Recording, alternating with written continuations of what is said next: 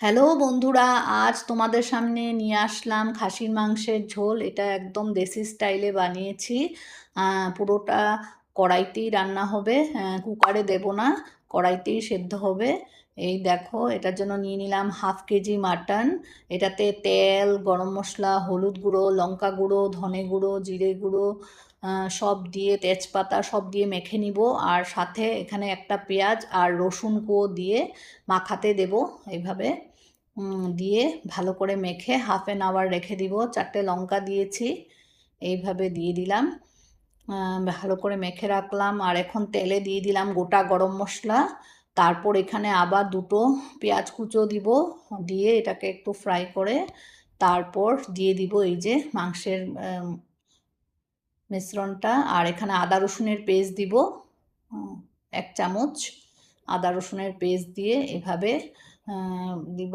আর এখানে এই যে আলুটা অন্য একটা কড়াইতে আমি ভেজে নিচ্ছি, হলুদ নুন দিয়ে একদম লাল করে ফ্রাই করব। এই দেখো, লাল লাল করে ভেজে তুলে নিলাম।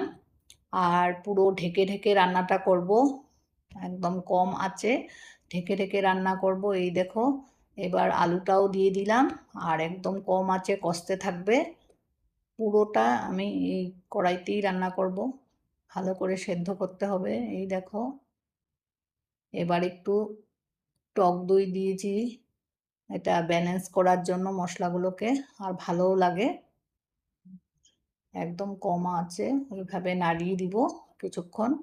নাড়িয়ে তারপর এটাকে ঢাকা দিয়ে ভালো করে কষতে থাকবো।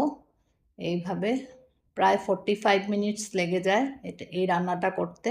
একদম কম আঁচে পুরো মাংসটা দেখো সেদ্ধ হয়ে গেছে। এখন এটাতে গরম জল দিয়ে দিচ্ছি। এই দেখো, গরম জল দিয়ে আবার একটু ফুটতে দিব। এই দেখো, আমার মাংস পুরো সেদ্ধ হয়ে গেছে।